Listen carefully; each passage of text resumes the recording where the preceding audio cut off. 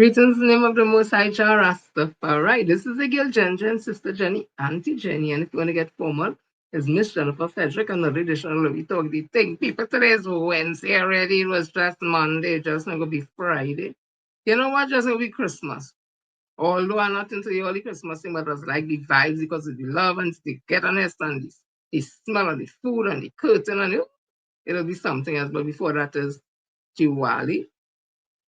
So, we are a country that's full of celebrations, full of holidays, and we are very multicultural, multi-ethnic, multi-spiritual, or religious, as they call it. I like to deal with spirituality. And we are very complex. But you know what? We make it work. By and large, we make it work. It's only some people, some wicked people does want to make we country kind of turn up. But you know what? It are plenty of we out here. We know the real vibes and thing, and we go hold it down.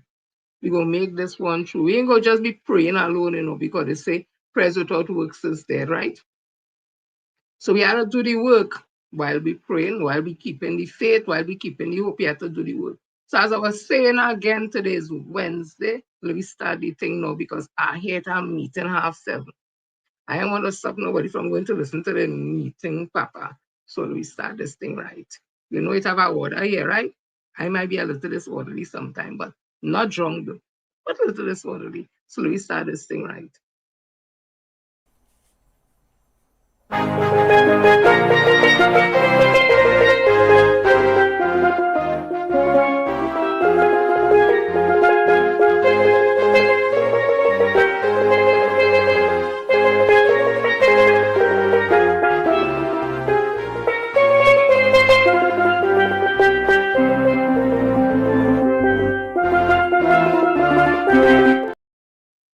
Oh Lord, sorry.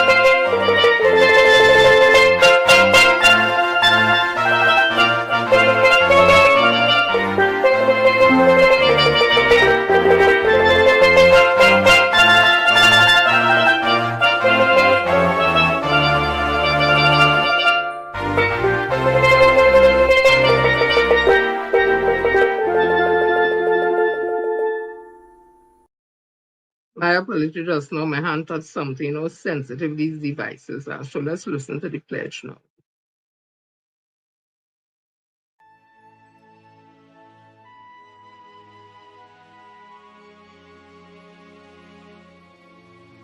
I solemnly pledge to dedicate my life to the service of my God and my country.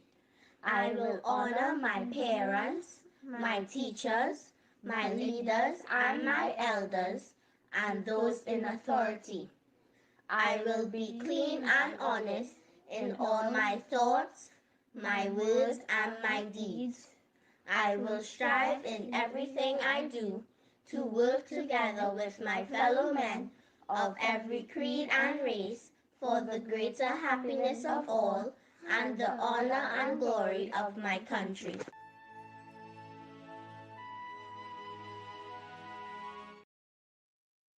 So people, I saw something in the news today with Blue Boys 3 days ago. Well, I'm gonna tell you something. A Blue Boy is like, I know there's a lady. Don't matter where Blue Boy is, his birthday, whatever she going. The last time I put she on TikTok dancing, just so he was carrying, she was carrying on. I hope that she will be watching my life. So let me tell you something with super good. In the 90s, a fete was not a fete if it didn't have Super Blue. And I used to real party. Me and my home girl from Pune, we every fete. When you're feeling to wine on something, chop, chop, and then single, everybody single. And then we had the Airtel, and then we had Rebecca. The Watchman, he used to just come on stage and stand up, and everybody started. I was one of them, as I know. And then when he when he runs, so when you look on the ground behind you, so who fall down, then he run back. So next lesson, it was excitement. Not set a fight and thing, no. And we ain't have no phone taking no picture and no selfie. And we have no high heel shoes, sneakers. And when we come out the fete, we brown with dot, especially if you go PSA grounds, when you come out, you're looking like the dusty in chocolate. But it used to be fun, real fun. So I guess I tracked it because Blue Boy. Um, any news that had this, right? This says that Texas celebrates Super Blue. Soca icon Austin Blue Boy Lions has given Trinidad and Tobago many things: a jump and wave, Fantastic Friday, and a discography that would live on for many successive generations, you telling me. Now there's another to add to that list, Super Blue Day. That day was proclaimed by Houston, Texas Mayor John Whitmer, the city working collaboratively with Trinidad and Tobago Association of Texas declared August the 30th Super Blue Day. The artist, whose career spanned more than 30 years, showed newsletter the proclamation signed by Whitmer in an interview on September the 3rd. The proclamation reads, whereas on August the 30th, 2025, in celebration of Trinidad and Tobago's 63 independence, the Trinidad and Tobago Association of Texas, based in Houston, will host a celebration of a nation 2025 scholarship banquet with a live performance by soca music legend Super Blue. And whereas the city of Houston is proud to recognize individuals whose contributions have enriched cultural heritage and inspired communities across the globe, Austin as a Trinidadian Calypsonian soca musician and lyricist and known professionally as Super Blue or Super Blue. What's the difference? Known professionally as Super Blue or Super Blue or Blue Boy.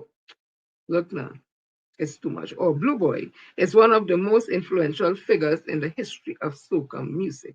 It went on to say that his legacy continued through his children, Terry Lyons Alvarez, and the city was proud to join with the TNT Texas Association to celebrate Super Blue's contribution to Caribbean music and culture. For Super Blue, the honor was not for himself, but for all of TNT, from which he has gained so much, he said. He thanked everyone for their support and also thanked the media, saying had it not been for traditional media, his work and the work of many other artists would not have been known by the wider world. He was speechless at having received the day, but he repeated that it was all for the benefit of the red, white, and black, the colors of the TNT flag. He was also the beneficiary of an honorary award at the recently concluded Caribbean Music Award on August 28th. He described the region having its own ceremony as mightyful, given that for many years there were discussions about soca and calypso winning a Grammy. This showcased the excellence of the region's people, he added. He was thankful for being acknowledged. Eh. All right, just a little more Super Blue. So let me give him that respect and read the whole thing, right? I am thankful for TNT for giving me the powers to represent. I am not perfect, but I have perfect moments, culturally and musically, he said. How Super Blue Day would be marked going forward was still being worked out, he said. But he hoped whatever was done would be beneficial to TNT in the long term, not only monetarily, but in terms of inspiring greater cultural love and appreciation. We have a brilliant art form, he said. He also hoped more credit will be given to Carnival, Starts Cambule. This year, he and Shimmy Smith did a song called Cambule Dances in honor of the historical happening. Remember, back to the corridors of time as party done, Ash Wednesday come. There was no mass, no pan, no singing, whistling kaiso, but other people's music was playing. He praised the work of artists and musical icons like Sparrow, the late Kitchener, Lady Trinidad, and Calypso Rose, whose hard work ensured calypso and soca became more mainstream. All the rapsto, chutney, soca artists, and calypsonians played a part to make this one of the greatest on earth. He added that carnival was a noun, a verb, and an adjective, and the plural of carnival is we. What then dictionary saying is, what them dictionary saying is, we the people of Trinidad and Tobago give carnival a more colorful and beautiful meaning. We thank TNT for giving the opportunity to represent the country, but added there was still a lot of work to be done.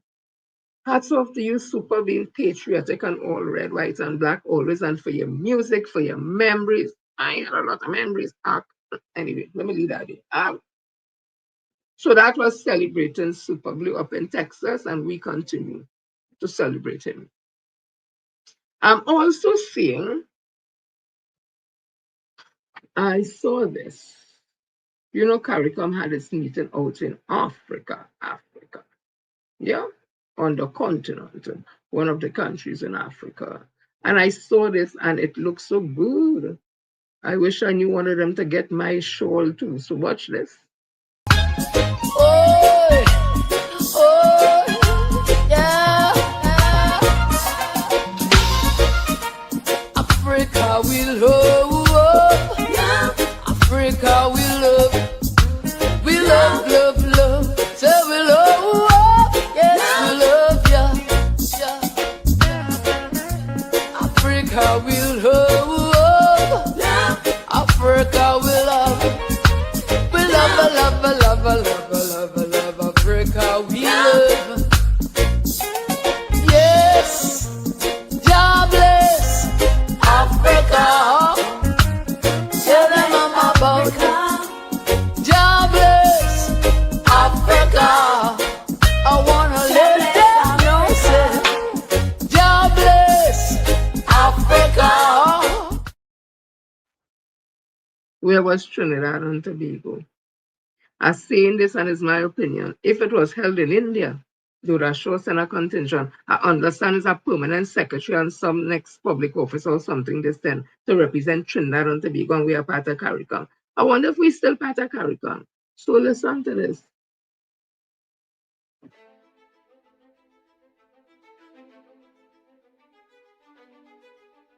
Minister Sean Sobers has told the nation and the region that in his opinion, Trinidad and Tobago was appropriately and properly represented at this week's Africa CARICOM Summit in Ethiopia.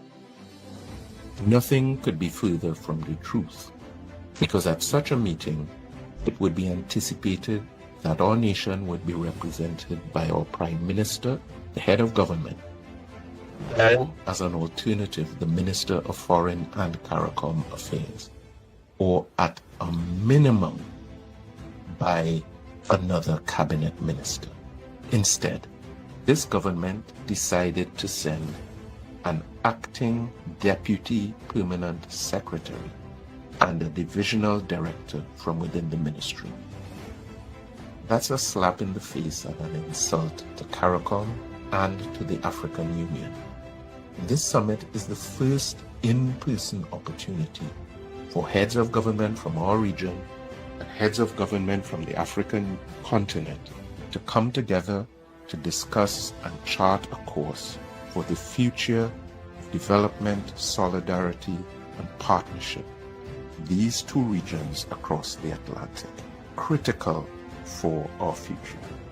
Instead, they've elected to send a very low-level team whilst not giving any rationale or explanation for the absence of proper representation of our nation. Even worse, Minister Sobers went on to compare our representation to that of Guyana and Jamaica. Both nations, we know, have just held general elections and have not even sworn in their cabinets as yet. So such a comparison is woefully inadequate and rather pathetic.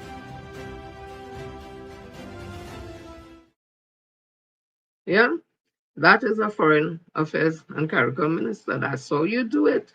I don't know what we have now, but they always say the alternative to the PNM is chaos and mayhem. The own people say that. Remember when Rodney Charles said that?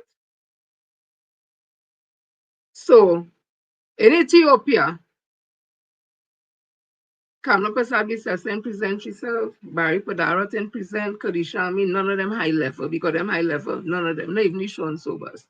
But again, I say in my opinion, if it was held in India or Guyana or Suriname, they might have found themselves there. I want to ask them, are they uncomfortable around people of African descent? So, not only African descent, but successful people of African descent. Do they have low self-esteem issues? So when they're around them, they feel worse about themselves? I just asked them a question. So let me continue. Well, you all know we had football in Jamaica yesterday. I forgot to mention football in Trinidad when we played Curacao. I hear the place was packed to capacity. The vibes was there, the people was there, everything. We draw that 0-0. So I think we get half a point with Curacao. Coming out of that game, then our next game was Jamaica yesterday. In Jamaica, I heard we lost 2-0.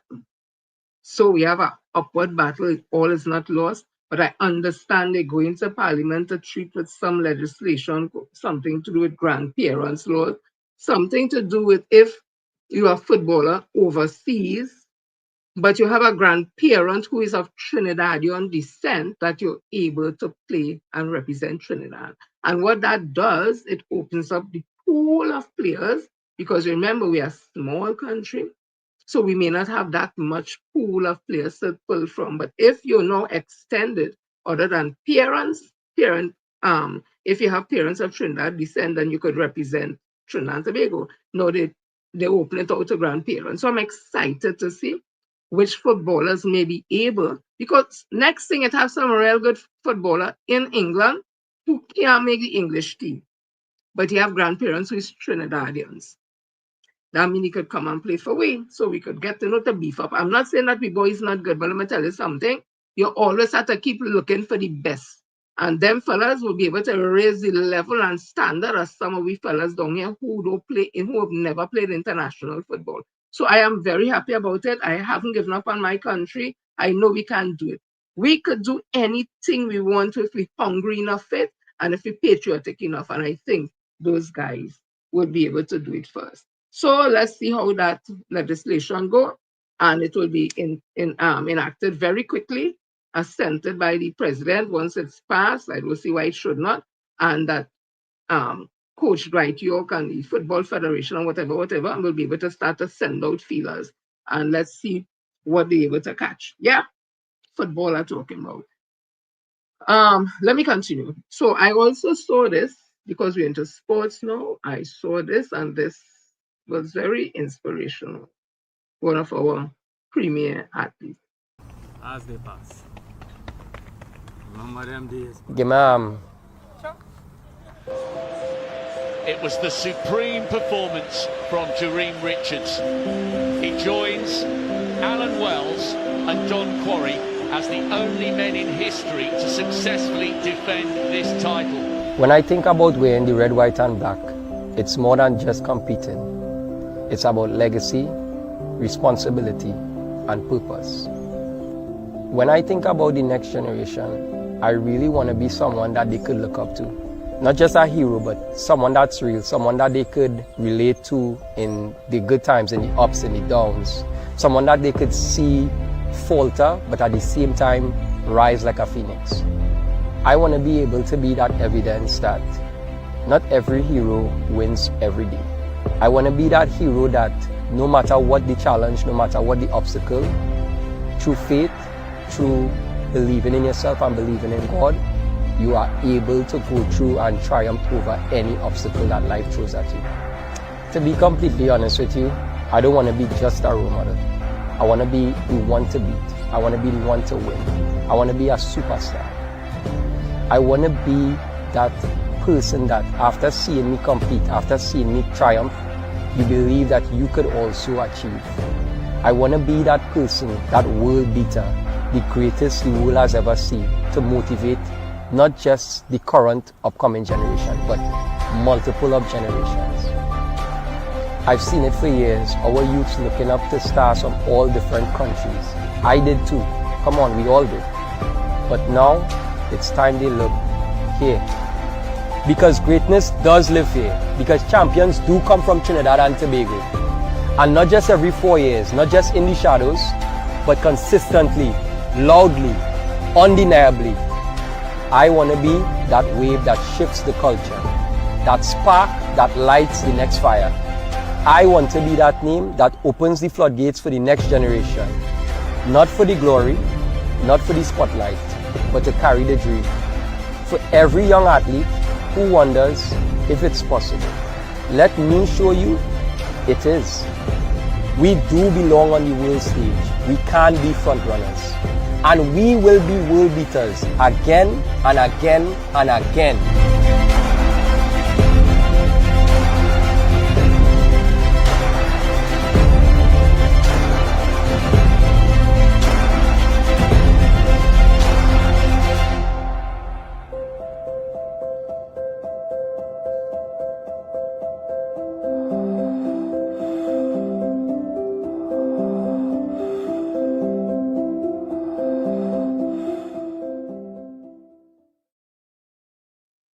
I don't know who would watch this and not feel very patriotic, teary-eyed, and love your country. You have to have a real crapo heart. If you watch that and you feel something, but I feel it are plenty of them so this wrongs right now. So that is our own dream there.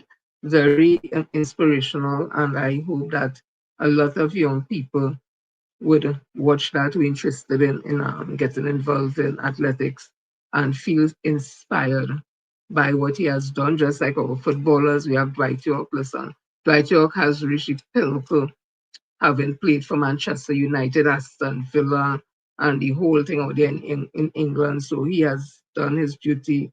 We have the little magician, they call him Russell Latapi, and so many others that we could call on. We have done well. And then when they talk about beauty queens, hello, Lenica Miss Young, yeah, Giselle Laron, hello, Wendy Fitzwilliams, we got the girls, we got the athletes, we got the musician, we got the academics also to go with it. Yeah.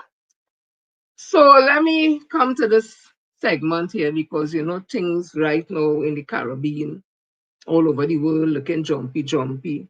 We in the Caribbean, feeling jumpy, jumpy. The fishermen in Tobago, they want Fali Chavez Augustine to assure them they go be safe. And I tell myself, them better pray to their God and use their common sense and intuition. That will keep them even more safe. Not if wait and fall. Because I think I seen some out in Canada and he like them thing, a big grin on the face. Them love to go by the white man land and eat up and drink up and you know they feel like they're somebody. I'll give them my opinion. So right now in the Caribbean, we know what's happening, right? I don't need to keep regurgitating the same thing. The Americans are here. They say they come to fight drug cartels and human trafficking and crime and all that. My thing is, once they beat it in the law, that's it. Kamala Persalvi says to the Prime Minister, this country has taken it to the next level. I think somehow in her mind she feels she's strong and she's just, anyway, let me leave that talk for a minute. Yes, so she would have sided with America.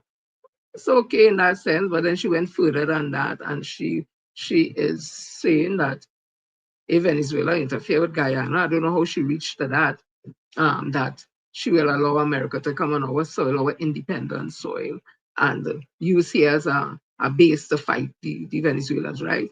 And just think about it. We basically have slingshots, right? And they have whatever, America have whatever. And then China and Russia is like, hey, I paint it my way, right? Hey, back off, Venezuela, hey, calm yourself. So tattoo superpower, they back in Venezuela. And I don't know who back in we in the Caribbean because I don't even think CARICOM is siding with that behavior. Well, I think Guyana is, but I say again, when you look at the composition of Guyana, and there's a whole next set of ethnic kind of something happening here. But the conversation is hot out there now, and I was making joke with somebody who does Spanish, and I tell him, I said, put in Spanish for me that, that I could say that Trinidad is not UNC. Trinidad is not the island of UNC, and that I is not a I is not a UNC. So when they come, I could say I mean or me wherever. Sometimes you have to make light of the moment, right? Although these things are very serious. So as I was saying, I want you all to listen to this guy who seems to have a handle on what's happening with this whole situation with Venezuela and what the US is doing. So you really believe Trump is sending troops to Venezuela to stop narco trafficking? Why don't you check this video out? When I left, Venezuela was ready to collapse. We would have taken it over. We would have gotten all that oil. It would have been right next door. There's the real truth, folks, from Trump himself. The U.S. just wants all that oil. I mean, just last year, the U.S. and Europe were struggling for oil resources because of the sanctions on Russia, and they went crawling back to Venezuela, loosening some of the horrific sanctions and asking them to share a bit of oil, please. Sir, could you share a bit of oil, please? I'm starving. And now they're just like, screw it, we have to double down on overthrowing their government so we can take all the oil. And this is a long-standing U.S. project. They have tried to coup Venezuela multiple times over the last 3 decades. There should be nobody in America buying into these headlines about Trump sending troops to fight the cartels and stop narco trafficking. What he's actually doing is Iraq 2.0, trying to pillage another country so that we can siphon out their oil resources. Right, so pick sense out of nonsense. So we know that sometime last week, that a boat, I don't know if it was a pirogue or a boat, was blown out of the water. 11, we are hearing that 11 persons were on board. We are also hearing that it's some drug trafficker boat and all that. And we also hearing that in Tobago, a body washed up on the shore, and they are thinking or saying it may be one of the persons from that boat. So I am seeing here some conversation from the Colombian president, which says, Colombian president presses TNT to recover bodies in wake of US strike. President Gustavo Petro is calling on the government of Trinidad and Tobago to conduct searches for the bodies of 11 men killed by a US military strike on a vessel allegedly carrying drugs in the southern Caribbean last week. According to sources, the boat departed on Sunday night, the 1st of September, and was destroyed on Monday while heading towards Trinidad and Tobago. 8 of the men were from Unare, with only 3 from nearby towns. US President Donald Trump confirmed on the 2nd of September that the vessel, manned by alleged drug traffickers, the heady word alleged, was destroyed as part of ongoing Caribbean naval operation aimed at curbing drug trafficking. The US government stated that the boat originated from Venezuela, leaving from San Juan de Unare. The destroyed boat was reportedly a 12-meter flipper with 4 200 horsepower engines. 2 other boats carrying drugs reportedly passed the same route without interception. While the US had pledged to continue operation against Caribbean drug cartel, the strike has drawn criticism from other governments, including Colombia, for killing suspected traffickers rather than capturing them. Not to be outdone, this is what, as the Venezuelan Minister of Defense or something would have said, something about drunk woman. In fact, I don't even have to go so far. Philip Alexander, who is now a minister in the HBC, a junior minister, who is saying he's the shadow MP for Port au Prince or St. Anne's West, where he get a cut ass with over 4,000 votes he lost by. I would have saw him on a couple of videos speaking about Kamala and drinking and drunk, and they call Jerry, they call Jerry, oh God, she's drunk and she's singing, whatever. We heard deceased Mr. Pandey speak about Jack say This is third and fourth and informational. Jack say that she fall long drunk and ganji statue. No, Mr. Pandey say that and never hear she say no and never. Right?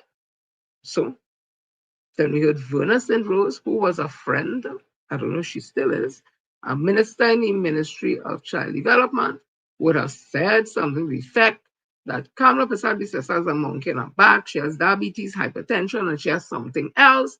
And we heard these stories all over the place, right? So that woman I'm talking about answered back the president of Colombia.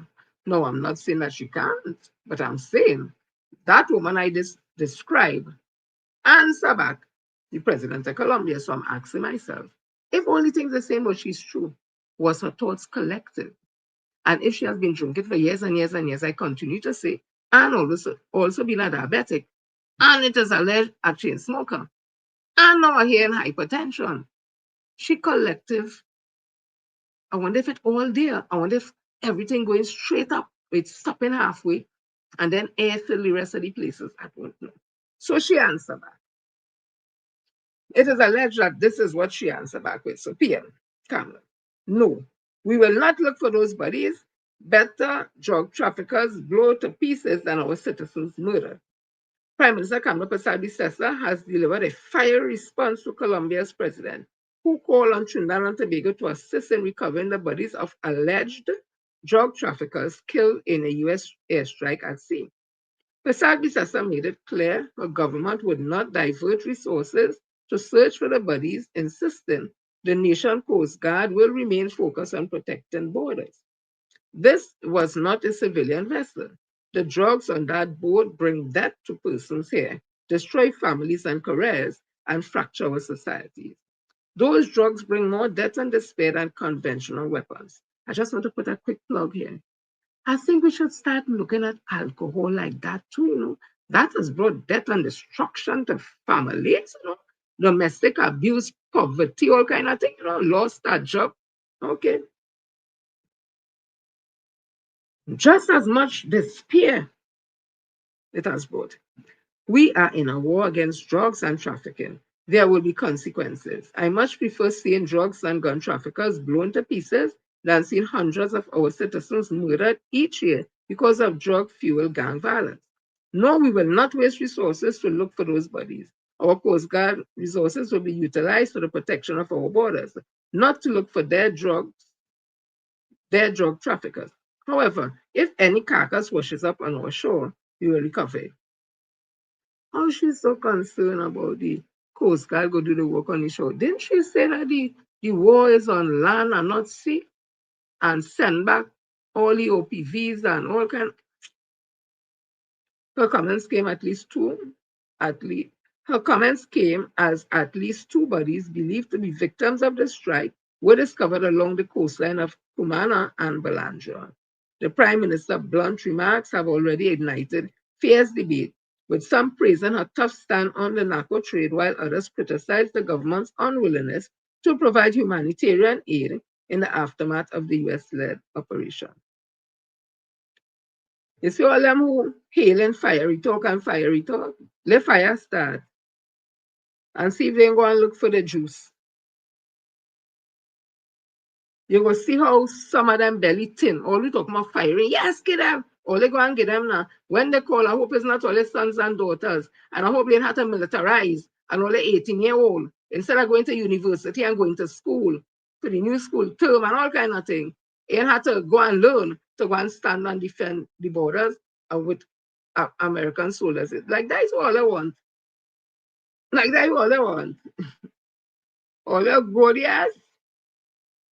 So that is what happening there. And also, I want to do this little segment here, it's very important. I am a self-appointed advocate for special needs children, especially those with Down syndrome. My best friend is Down syndrome. People know him by now, I call him a pumpkins. And his mother, he and I are both around the same age. Our birthdays are this year. He's November, I'm December. I'm not going to tell you how old, but we have some age. And so it meant that his mom, back in the day, when you have a child who has a challenge, whether physically, mentally, people tend to hide them. She was one who did not hide her son. She sent him to Lady Ho Choi, so he went to Lady Ho Choi as kindergarten. So he went through the whole primary school and everything, and then to the vocational school. So he can read, he can write, he understands things. So his understanding may be up to probably a 17, 18-year-old, anywhere around there. He's into politics, he's into sports, music. You can have a good conversation. The only thing is, if you're now speaking to him the first time and you're not accustomed with his thought patterns when he speaks, you may not fully understand everything he's saying, but trust me, he's on point with everything, right? Having said that, I'm seeing where because I got some news that because of the closure of the firing of CPEP workers, 10,500 them.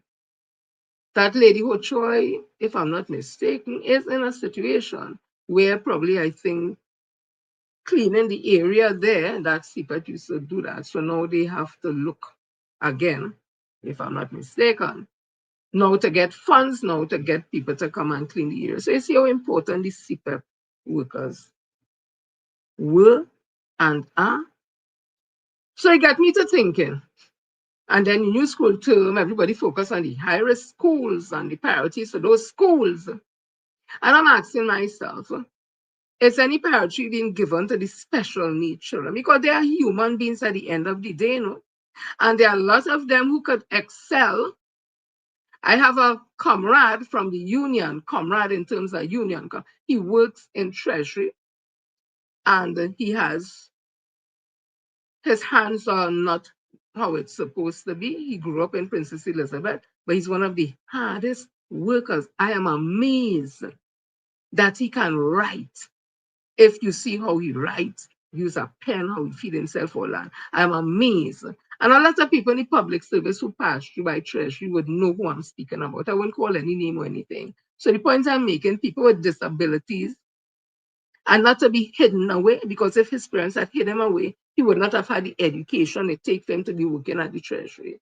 And there are a lot of other children who have challenges, who have grown up to be successful individuals and productive individuals in society, but we don't ever hear priority being given to them. Does the school have social workers? I knew under Dr. Nine Gasby that the special needs schools had social workers.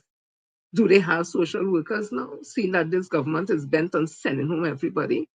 Why are we not paying attention to children with autism, cerebral palsy, those who are wheelchair bound, Down syndrome, slow learners? And that we don't hear that. We hear about the school, quote unquote, school with quote unquote normal children, but no attention seems to be paid to those schools. And I just want to read something here. Disability in the workplace, and it had to do with, let me see if I could find a picture. Where can I find that picture of this young lady in red? Where do you think is? So trying to see if I could find it. Director, if you're listening to me, it's the one right, the lady in red. And this was Sunday, June 30th, 2024, disability in the workplace. And it says here, her name is Stacey Samuel O'Brien. People with disabilities have ideas and skills to offer and want to succeed just like everybody else. One of the main places they can contribute is in the workplace. In my last installment, I mentioned that I'm protected by the Americans with Disabilities Act, ADA, with respect to public accommodation. That protection also extends to the workplace. The ADA contains language that requires some companies to provide reasonable accommodation for their employees and with disabilities. The accommodation ensures that skilled, talented, and disabled employees are able to access and function comfortably in their workplace. She goes on to say, I'm lucky to be employed by a large company that has an accommodation department that is responsible for ensuring employees' medical needs are met in the workplace if needed. That team works with the employee to ensure that they have what they need to function and succeed in their jobs. For example, voice recognition software was downloaded to my laptop when my left hand became spastic and started curling. Having the software allowed me to dictate instead of type everything. This is just another argument for laws and regulation to protect disabled citizens who live and work in TNT. While I understand that I cannot compare the resources available between the US and TNT, there are basic rights that can and should be provided to our disabled population at home. Some things have been done. For example, I noticed that there are curb cuts in the pavement on Arpita Avenue, but more can be done. The government needs to enact legislation to the modifications are uniform, regulated, and address all disabilities. A young man, Brent, who lives in TNT, lost a leg as a result of health complications. When he returned to work at a large reputable company, he was assigned an available handicap parking spot. A few months later, the manager took away that privilege. He wasn't given a reason and nothing was explained. He just could not park in his spot anymore. Every time I visit home and go out with my parents, we park in handicap spots if they are available. The availability of those spots is a plus, but we have nothing to put in or on the car to indicate that it is legitimately parked. I had a conversation with someone who was in the process of getting something to hang from the rear view mirror. And when I asked where they were getting it, the response was a man from South. I stopped being nervous about using the spot because they are obviously unregulated. And she went on to say a lot more. She has multiple sclerosis, and that affects, of course, your central nervous system. So I just wanted to bring a little of her into our life. And then we have now the young man, speak up whenever possible, director, the young guy in looking very dapper dapper, the black jacket and orange, right? Who we have here, and this was in the Newsday 2022. Speak up whenever possible. Actor and writer Benjamin Snow once said, disability is natural. We must stop believing that disabilities keep a person from doing something, because that's not true. Having a disability doesn't stop me from doing anything. Joseph O'Brien is a perfect example of someone who has not let his disability keep him from doing what he loves and achieving his goals.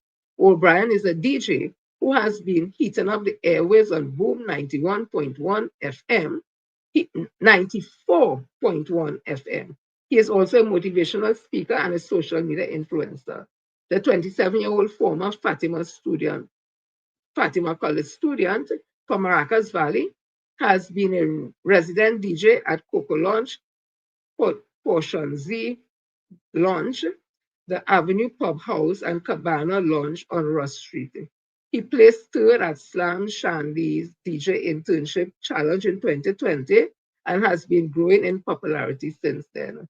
O'Brien has not let his disability detract from his vision of becoming a successful DJ, and he continues to motivate others. As a child, he was diagnosed with PFFD, a bone condition that affects the leg, missing limbs that they were wrote on the form, cleft lip and palate, web feet, and missing toes. However, recently, my girlfriend in medical school discovered a syndrome called factor syndrome, which fits all my aforementioned condition perfectly. So I'm hoping to get an official diagnosis soon. The thing I'm highlighting is the fact with all of that, he is a successful DJ. Director, could you put up the one with Vera Baja? No hands. Right, that here is our own also. Vija, or remember her? She went, I think, Astra Girls or Lakshmi Girls, one out of the two. And after graduating, she did law, and she is a lawyer under the UNC time, she worked in the Attorney General office, but because of some issues there, she would have walked away from that job. So Vera Bajan is a well-known Trinidadian attorney and motivational speaker who was born without arms. She graduated with honors in law and has since been involved in public speaking, coaching, and legal advocacy, notably fighting discrimination against persons with disabilities. Vera Bajan was born in Trinidad and Tobago, as I said before, without arms, but has defied limitation to build a successful career. Again, they write over the same thing. She's an attorney at law and public speaker and coach. Bajan is a Bajan is a powerful motivational speaker using experiences to inspire others to overcome challenges. She has also become a trauma coach, helping others heal from difficult experiences. So again, another person with disability who has not allowed her personal and physical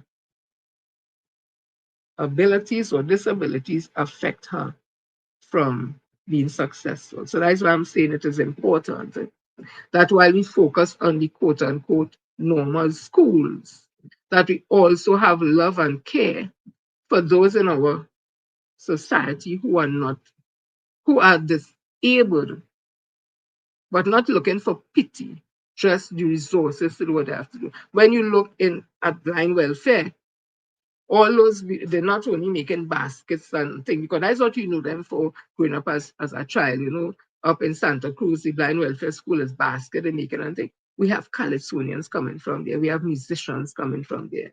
We have persons who are in law, persons who are in professionals. When we look at the school for the deaf, they are doing things too. They are excelling. They are going to the next level. It's not as though that they just sit back. The teachers are there. There are teachers who teach, but they need resources. They need stuff. Lady Ho Choi, this gentleman with Down Syndrome Family Network, Mr. Glenn Niles, doing fantastic work with his team, bringing awareness for children and with parents with children or caregivers with children who are Down Syndrome. Beautiful stuff. Body Walk is coming up soon. They have a lot of workshops. They have the conference at Hyatt and stuff. They are all in it. What they need is help. They need visibility. They need attention being paid to them, just as you're paying to the quote unquote normal schools. Right? So I just wanted to bring that there because we always talk about the children in the schools who haven't taken. What about those schools? Warden Patrick, Lady Ho Choi, Princess Elizabeth School for the Deaf, blind welfare. And I can go on all those schools, Ishis, all those schools that are treating with children who have some type of disability, whether it's learning or mobility or whatever it is, they need help too. They need love too. Because a lot of people who have money had children who born with disabilities. Okay? So it's not as if it's a poor people thing. This is just a human thing. So please, Minister of Education, everybody praising it because the school open. Look into those things, please. They are children too. They are human beings too, and they need to be treated well. There were social workers under the last administration in those schools. So I hope that continues, and I hope they continue to get the help they need. And whatever money they need to make sure the schools are run properly and pay the teachers. So let me continue. That's it there for me with that. I don't, hey. Whew.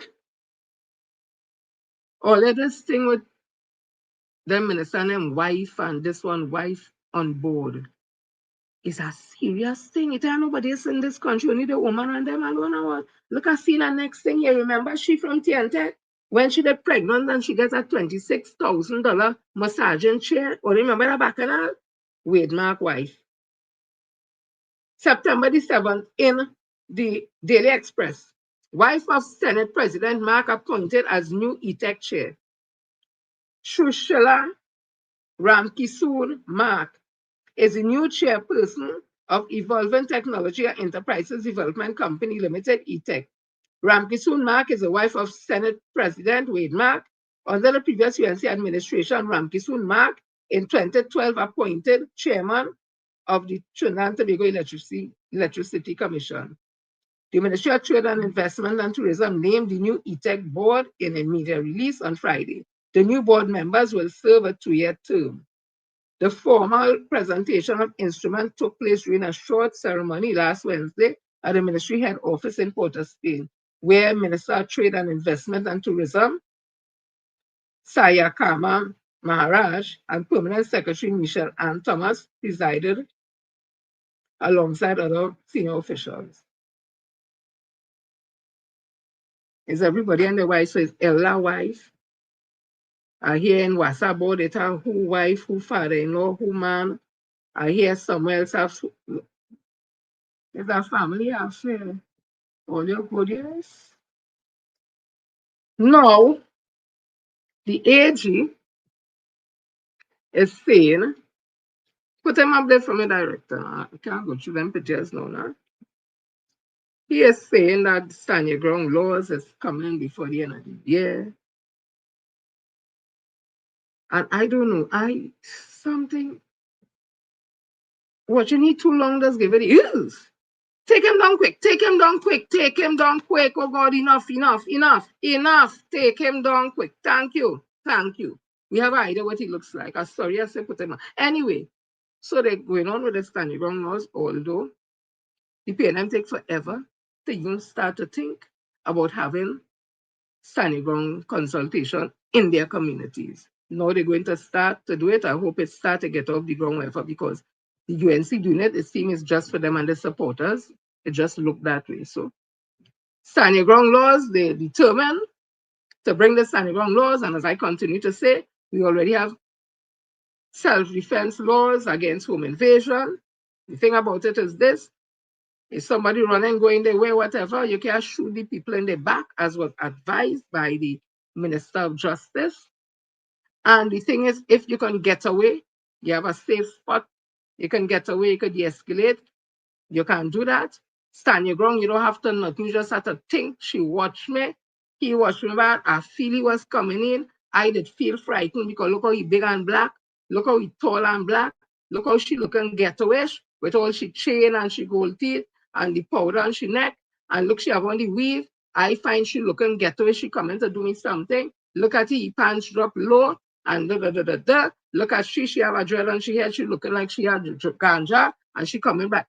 You could think of all kind of things and say, I felt afraid, and take out your gun, and then deal with it after.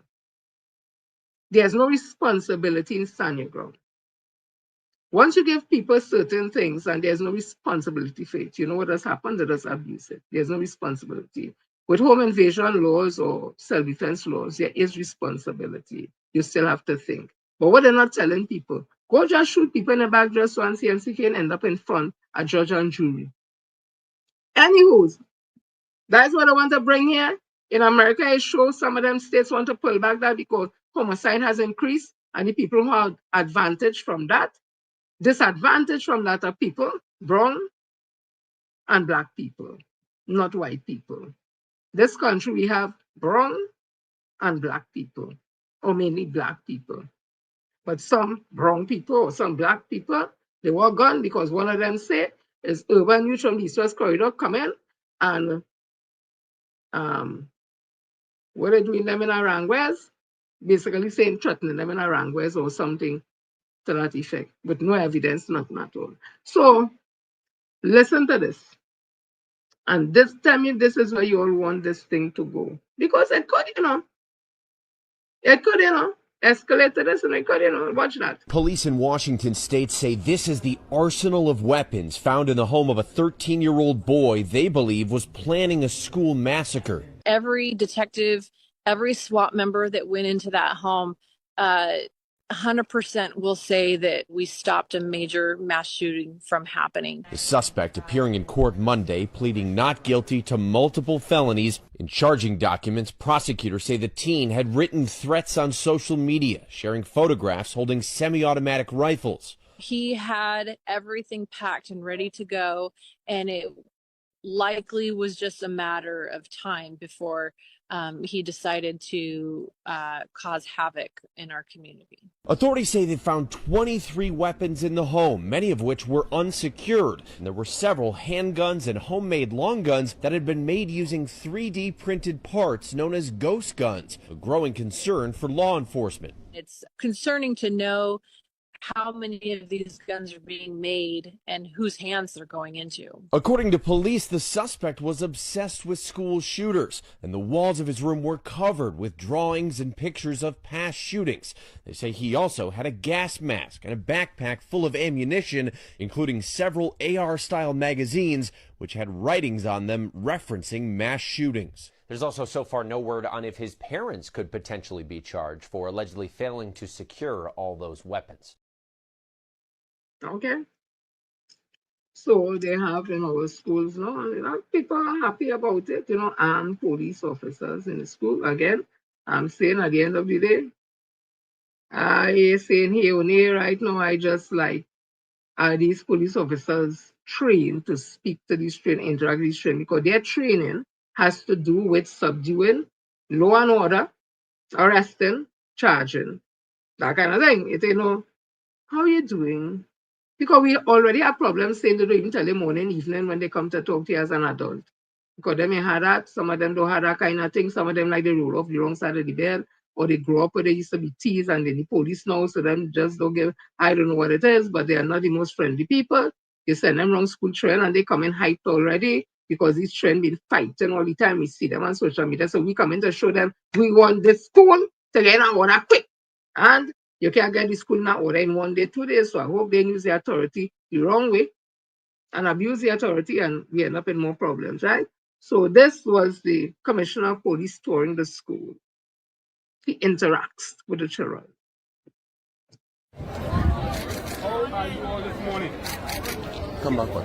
You all right? You all ready to the first day of the school year? And that you all are ready and willing to start learning. July, August vacation is over. I see some of you looking like you still wanted to be on vacation. You want to lie down in your bed? You want to come out here and learn, right? You want to do what? You want to cut grass? I'll do that coming. All right. So I hope that you all take the opportunity for learning and that you all become good, productive citizens. Anybody want to be a police officer? No. Hey, nobody. Do not face your own property. Do not damage chairs or tables, and above all things, be respectful to your peers and to your teachers. You all understand what I'm saying? So now you want to... Yeah, that's what I said. This was the room. Yes.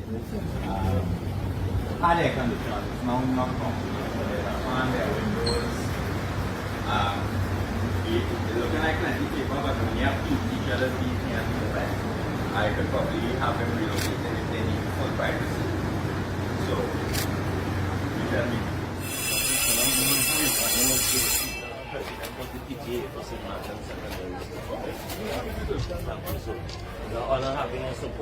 Well, it's a pleasure to lend that support. Appreciate it. Thank you. Right? While the Commissioner of Police is doing that, this is the Honorable Minister of Defense, Homeland Security, when asked about body cams. How would equipping the police officers in schools with body cams make the students feel, as you said, a kind of way? Wouldn't that go further to accountability and things like that? No, I didn't say that we're not equipping them. I say we don't want to equip the police with equipment that making them feel a certain type of way. What is that type of way? All right, let me say something. For those who don't understand, I'm not saying that they're not putting it on. I am not saying that we are not giving them body cams. Let me say this again. I am not saying that we're not giving them body cams. But take a look at this. You have a body cam. It will attract a child because he tells himself it's one of his camera phones that he has.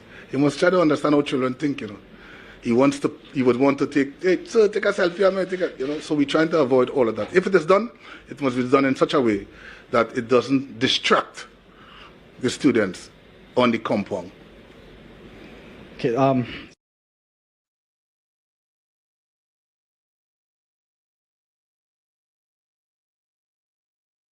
trying to understand what the Honorable Minister is saying because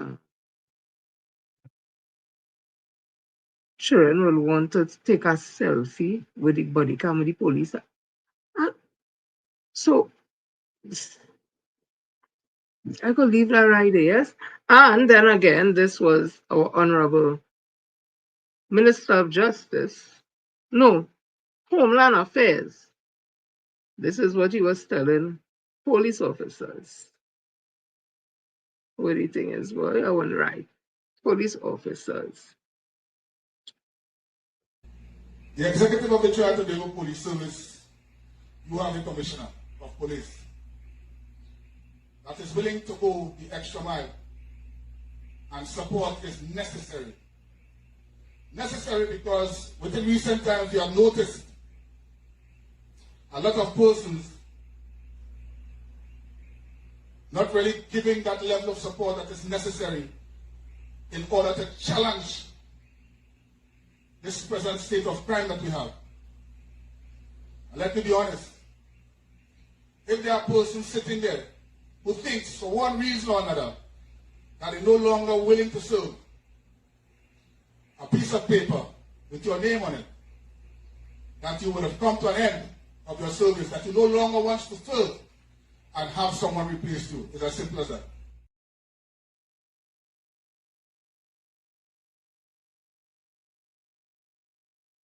I just ask, because I'm kind of confused.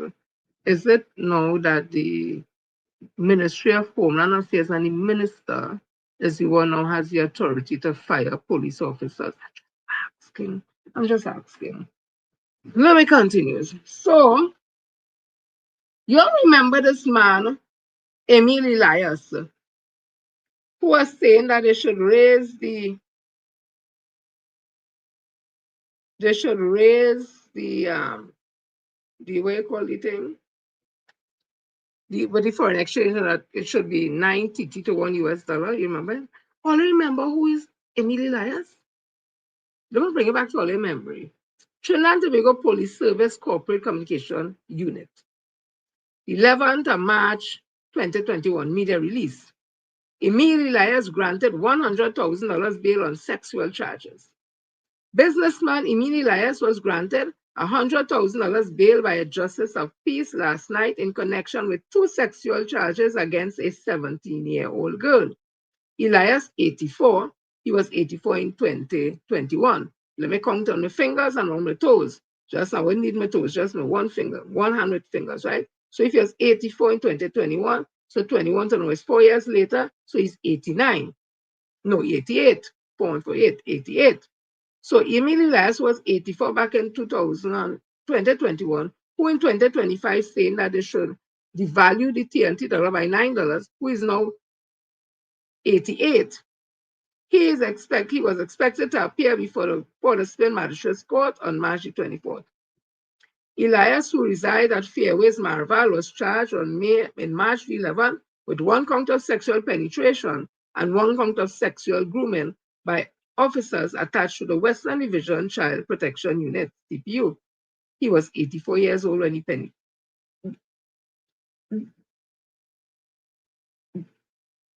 I just feel the vomit racing.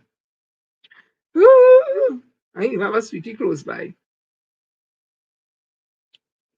The charges stem from an alleged incident on November 2019 in which a 17-year-old girl reported to police that she was sexually assaulted by a man in St. James.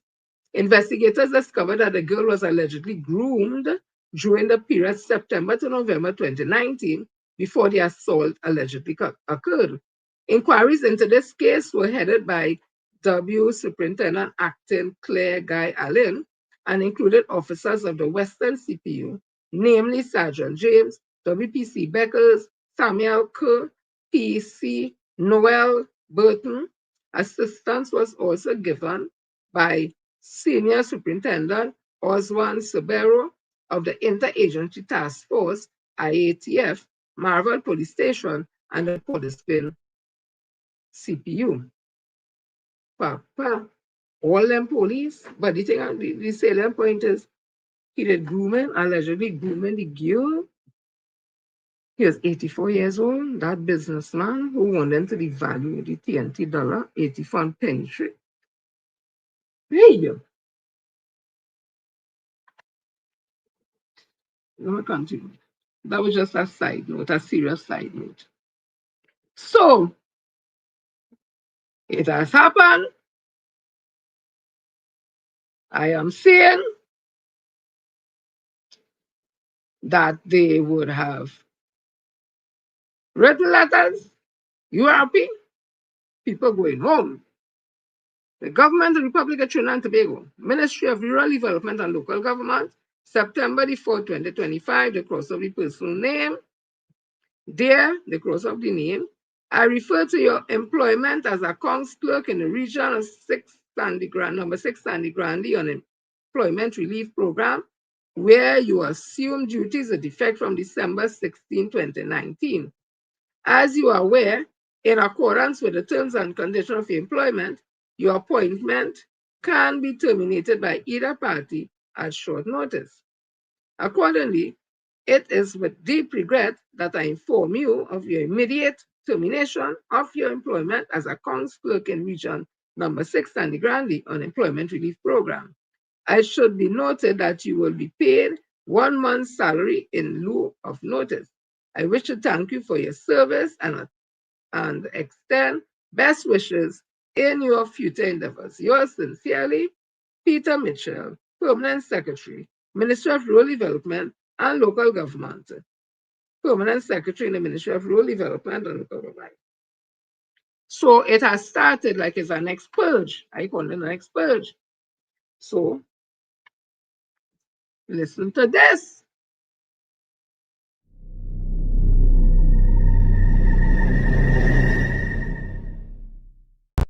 And remember, I told you this here tonight. First thing they will say, get rid of CPEP.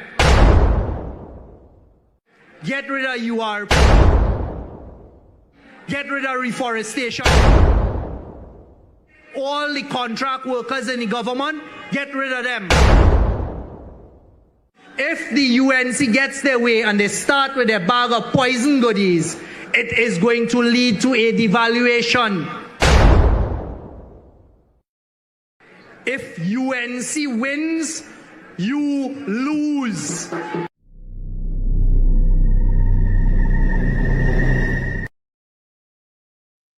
The man is a fortune teller. We tell all you. Look at life without CPEP and URP, because URP gone too. Going. More people on the breadline. And some people taking it as a joke.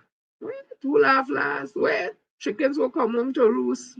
Listen to this. Real talk. I know it's not me alone, but this is life without CPEP. These are things that the Prime Ministers them don't see. This here is life without CPEP. This is to go to the bus route all here. You think? This is on the ground thing. Look at this truck. I working on this compound right here. I used to hail them up and get them water and thing in the mornings when they're out here. If they was here, this never happened. This here is life without CPEP. You think? How long, boy? How long? Stop fight poor people now, boy.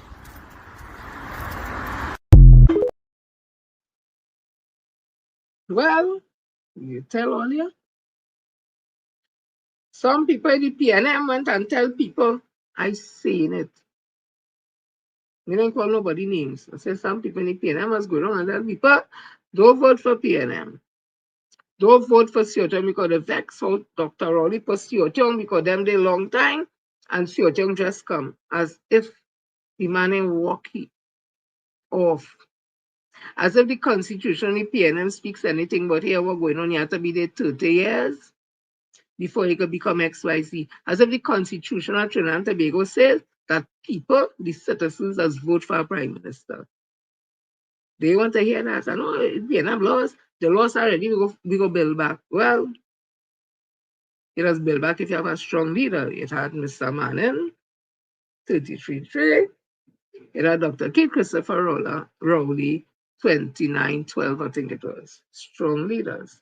Strong in different ways, but strong leaders. Charismatic. Okay. Then it has someone like the PNM, because the wicked and the evil, and Dr. Rowley is a tyrant, and he don't like nobody, whatever. But one thing I know, I could put my pot on the fire, even if it's boiling water. Dr. Rowley never encourage sending home 10,500 CPEP workers, now URP workers, reforestation workers, contract workers. Never. But all they say, he wicked. We did see that. So let me tell you what we get. Let me tell you what we get. All who went where the code is yellow, and when you see when we win.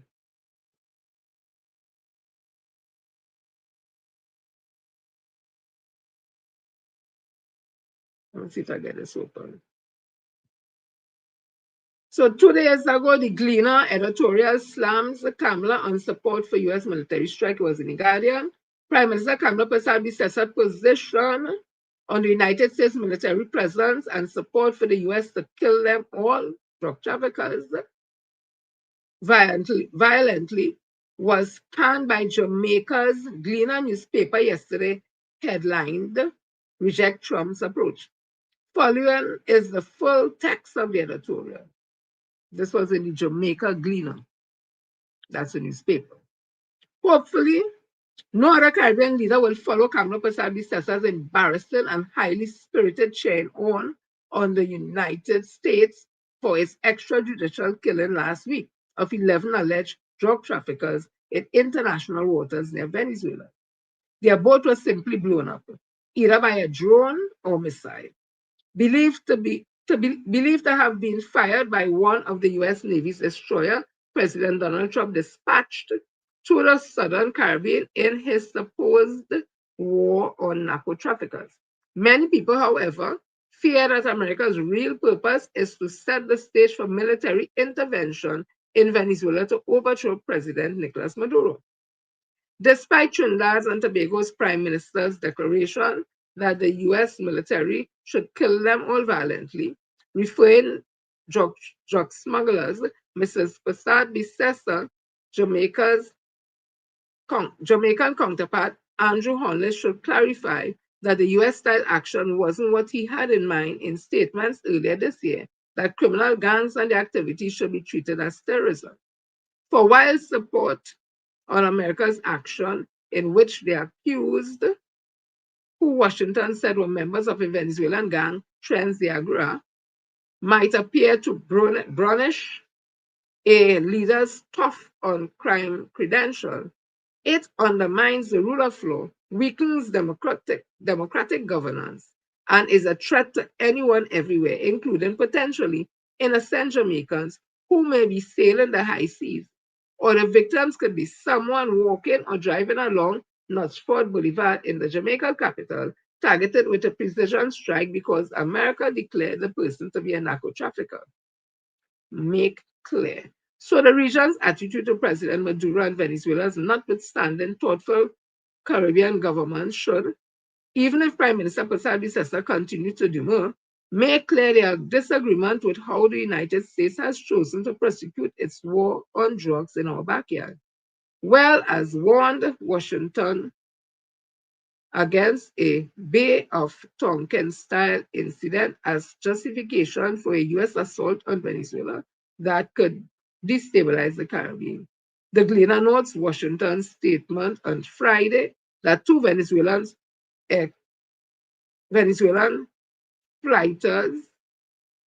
fighter aircraft flew near a U.S. warship in the Caribbean in what the Pentagon described as a highly provocative move. If that is indeed true, we urge Venezuela to desist from such actions. Washington and Caracas have been at odds since the leftist army colonel, the late Hugo Chavez, came to power in Venezuela in 1999 and used his country's oil wealth to help shore up other leftist governments as well as small island states in Latin America and the Caribbean. Chavez died in 2013. Hopefully something for you. The tense relationship between the two countries worsened in 2019 when Mr. Maduro, Chavez's successor, was sworn in for his second term as president after a disputed election. Things have soured even more, or soured even more, since Mr. Trump's return to the US presidency in January. He abandoned all efforts by the Biden administration to reapproachment with Venezuela, doubled to US $50 million the bounty on Mr. Maduro's head as a drug trafficker, and declared two Venezuelan gangs, which the Americans say have ties to Maduro government, as international terrorist organizations. Additionally, Mr. Trump empowered the US military to take on drug gangs. A fortnight ago, he dispatched a flotilla of warships to the Caribbean to enforce the mandate. The United States sailed from Venezuela was transporting narcotics. So the September 2nd strike on the boats which the United States said sailed from Venezuela and was transporting narcotics was the task force's first kinetic engagement. Mr. Trump has taken American war on drugs to the Caribbean seas in a very literal sense. Unlike law enforcement and criminal justice processes, lethal force is now the first resort without any requirement for legal accountability. Indeed, there is no suggestion from the United States of attempts to interdict the boat, arrest the occupants, or bring them to trial. The closest this newspaper can recall of a similar approach to an anti-narcotics campaign was in the Philippines during Rodrigo, I have the name split up, Rodrigo Duterte, me and his mother, right? This is We Talk D Ting. 2026 to 2022 presidency. Suspected drug traffickers were summarily executed by the police and pro-Duterte squads.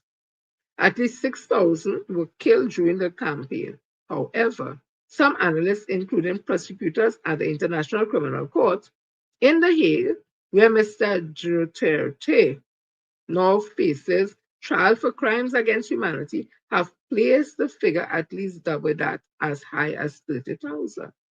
Jamaica and its Caribbean neighbors have serious problems with criminal gangs and narco traffickers, whose action fuel violence, stress domestic economies, and destabilize society. I'm coming to an end. Let me pay some respect to the person who wrote this, right? So let me finish it. Oh, I didn't know it was this long. But defeating these gangs has to be accomplished within the rule of law and with adherence to human rights. Lest the region surrenders the very principles upon which its vaunted democracy was founded. To abandon due process for people you dislike is to open the door for the same approaches to be applied to law-abiding, decent folks. Indeed, if America's current rule of engagement were in place 8 years ago, maybe the story of the 5 Jamaican fishermen who were held by the US Coast Guard in Haiti waters in 2017 might have ended differently or never told unless somebody gloated.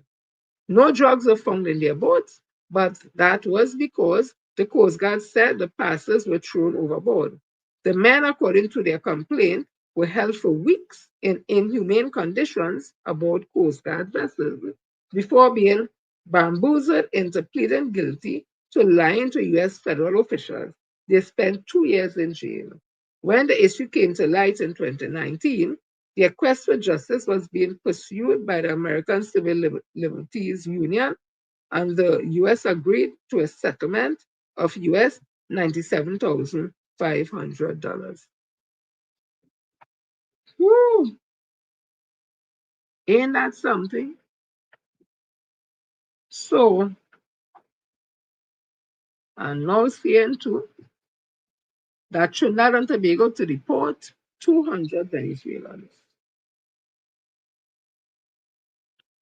I wonder what flight they're going back on. Is it Carl? I thought Carl can't fly. Carl has suspended flight to Caracas. Is Carl willing to put that plane up in the air and fly to Venezuela with them ship out there next thing something go wrong? Hey, I'm just saying, Papa. Everybody jumpy, you know. So Kamala Pasabi says government is set to deport some 200 Venezuelans now incarcerated in TNT jails. She also said that the Coast Guard facilities at Cedros are being upgraded and vessels are being provided so that they can respond to human and drug trafficking in our waters. I thought the war was on land. So all the OPVs, everything went back. I don't understand how it turned to the seas all of a sudden. I don't get it. Pasabi Sessa has also blanked a call from Colombian president. Well, we read that already. So we start to send back 200 Venezuelan in Trinidad jails. I thought it's African youths in jail. They never say it was Venezuelan 200. Wow. Okay. So people, let me tell you where we at with this person who is our prime minister today. I need you all to listen. We're not going to stay too long tonight. Listen to this.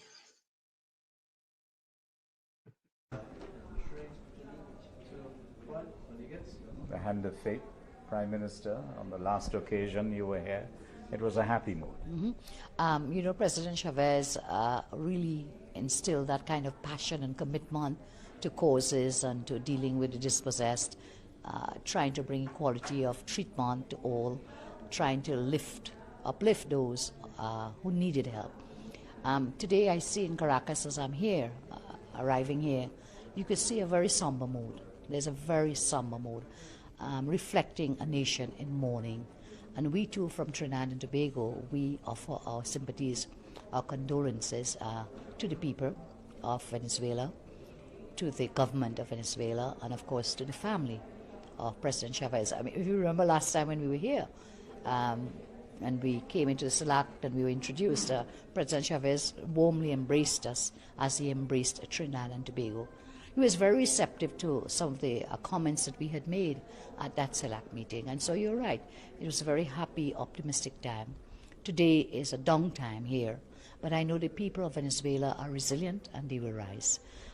They will lift up themselves from this moment of grief and take inspiration from the life of President Chavez. He meant many things to many people. Specifically, if we had to look at CARICOM, what did he mean for the region? You know, he was a friend and ally of the CARICOM. And indeed, that is reflected by the fact that there are several heads of government out of the CARICOM who are here in Caracas. Prior to my arrival, I'm advised that maybe the majority of CARICOM leaders have turned up here in Caracas in this very painful moment for the people of Venezuela. So yes, he was a friend and ally of the CARICOM. And indeed, we look forward to continued relations. You know, this year, Gideon, we celebrate 50 years, Trinidad and Tobago, of diplomatic relations with Venezuela. And we look forward to continued relations with Venezuela. We have a lot in common. We share the same Caribbean Sea. We share the borders. In fact, Venezuela is so close to us. And indeed, many of our families are here. I've mentioned before, and I repeat, my mother-in-law, who has now passed away, but last time I was here, she was very much alive. My brother-in-law, they live here with their children. And that's not just my family. Many families have very close links with Venezuela. I'm also advised that many world leaders have turned up here, have come for the funeral of President Chavez, which really redounds to his camaraderie, his passion, his commitment, and making friends around the globe. My advisors have told me that there are people from Algeria, from China, several parts of the globe, including, of course, the CARICOM leaders I've mentioned. The dream of uniting Latin America and the Caribbean was partially realized in the creation of CELAC, which he masterminded and played a very significant role. Now, in the absence of that Chavismo voice, where do we see it going? You know, I'm sure there will be challenges, but a vision that is a great vision and therefore allows persons to embark on a mission will not die. If you have a vision that is good for the region, that vision will not die. And that means for us here in the region, from the CARICOM, from the other CELAC countries, the mantle rests upon our shoulders to take it forward. I don't think, there's a saying, the king is dead, long live the king. And what it means is none of us are invaluable, none of us are immortal, and tomorrow someone else will take that mantle up. But the dream that you spoke of and the commitment I saw at the inaugural meeting of the CELAC when we were last year, that will continue and will be part of his legacy. It reminds me very much of former President Robinson with the International Criminal Court. That was his dream, that was his vision. And even when he stepped out of the crease, as it were, that continued and continues until today. We see Justice Carmona, for example, who will be our president-elect, who is our president-elect. We can express who work very closely with President Robinson on that project. Indeed, you know what Justice Carmona said to me? He said not only was President Robinson the architect of that, but really he was the founder of a whole new justice system. Why do I speak of this? In the same way, now departed President Chavez, his dream, his vision, his mission will now fall upon the mantle of all the leaders of the CELAC. And I think we have the commitment in the region. Why? Again, you will see the CARICOM heads who are here. You will see Latin American heads who are here. I understand the President Dilma Rousseff is here. President from Argentina is here. The whole of Central America, Latin America are all here in mourning with the people of Venezuela, with the government of Venezuela, and indeed with the family of former President, well, now departed. So he is leaving the earth in a blaze of glory. I think in some ways, yes. He has a torch that he carried. That torch to unite the region, Latin America and the Caribbean in CELAC, that torch has now been passed to many of us. And just for us now to pick up that baton or torch, as you would call it, and take it forward. And we can only benefit from greater ties within the region, from deepening and strengthening those ties, and going forward on that vision that President Chavez had. I thank you very much. Thank you.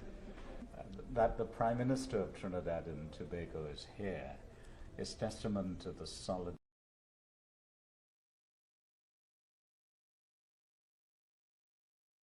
If our Honorable Prime Minister tell me run, I standing up. That is she in all she glory at the funeral of late President Chavez in Caracas. How nice she talk. She talk about President Robinson, and he's the architect of the CCJ, Caribbean Court of Justice. And it's still here. That woman is stating enough Indian in it. Basically, that's why she's not supporting it. Oh, Jesus, Lord have mercy. Hear how she big up Chavez and Venezuela and everybody. Listen to this one too. I ain't make up these things, Papa. Listen. The moment came, and the Western Hemisphere grabbed it as perhaps one of the most important events in the fellowship that emerges from the Summit of the Americas, the practical rekindling of bilateral relations between Cuba and the United States, at least the start of some resemblance of normalization in the rugged road they've traveled for 50 years. The moment was celebrated silently by President Obama and Raul Castro, but those who attended the opening of the 7th Summit gave praise to this crucial time in hemispheric repositioning. And you will recall Trinidad and Tobago, along with Jamaica, Barbados and Ghana, since 1972, we established diplomatic relations with Cuba. And we have been amongst those leaders who have been calling for the end of the blockade on Cuba and, of course, for Cuba to be admitted into the family of nations. While she acknowledged and applauded the initiative, She said this great moment in history will not be fully realized until the executive order against Venezuela, as proclaimed by the United States, is dismantled. What I do advocate, President Maduro, is that we collectively raise our voices again, and individually as nations in the region, that we raise our voices against this executive order, which you reminded me that there was once such an executive order, which was then followed by invasion. Generally, the Prime Minister felt that this seventh meeting of Western Hemisphere leaders has been extremely productive and encouraging. The energy levels have been very high thus far, a lot of heat in the room, in the contributions coming across. Leaders obviously feeling very strong about particular items on the agenda and areas of discussion. All in all, I think it has been a very healthy morning for all of us. Sunday morning, she will officially open the Trinidad and Tobago Embassy in Panama, responding to the acceleration in trade between the two countries and in order to access opportunities with the expansion of the canal. From Panama City, this is Gideon Hanuman Singh reporting. I'm going to play over this again, just a little bit. Tell me if that Kamala Prasad Bissessa hugging up with President Maduro and talking about, oh, listen for yourself now. No, that must be a double. That must be a double. Listen to this again. While she acknowledged and applauded the initiative, she said this great moment in history will not be fully realized until the executive order against Venezuela, as proclaimed by the United States, is dismantled. What I do advocate, President Maduro, is that we collectively raise our voices again, and individually as nations in the region, that we raise our voices against this executive order, which you reminded me that there was once such an executive order, which was then followed by invasion. Generally, the Prime Minister felt that this seventh meeting of Western Hemisphere leaders has been extremely productive and encouraging. Isn't that the U.S. she was talking about in relation how they're treating Venezuela and President Maduro? I could see why the Minister of Defense from Venezuela will call she a drunk woman. I could see why. I think President Maduro wants to know why she's saying these things. The woman that they're hugging up the man and wanting the executive thing to be lifted from Venezuela and talking about he remind her that something like that before ended up in invasion. Isn't no Kamala Prasad Bissessa supporting the same USA into whatever against Venezuela and calling President Nicolas Maduro narco terrorist, all kind of things she been calling the man. Let me tell you something, listen now. This is not no paper bag running here. This is not no parlor running here. This is not a banana republic as some people just want to call it running here. It is not. But Kamala Prasad Bissessa, how we looking bad all over the world. This is not only in Trinidad again, you know, this is all over the world. But that was some other went and vote for. I don't know if all the things should have get better than she was in 2010, 15. She get older and in my opinion, physically weaker. And whatever monkey was on she back and whatever issue she have, like that is stop it continuously. Looking at a woman who according to Venus and Rose have hypertension and diabetes. I have a monkey and she back it. Let's talk about that when you talk about substance abuse. And here all kind of people say she does drink and she drunk and all that. So when you have them three things together with age and you ain't taking care of yourself. How you are no critical thing.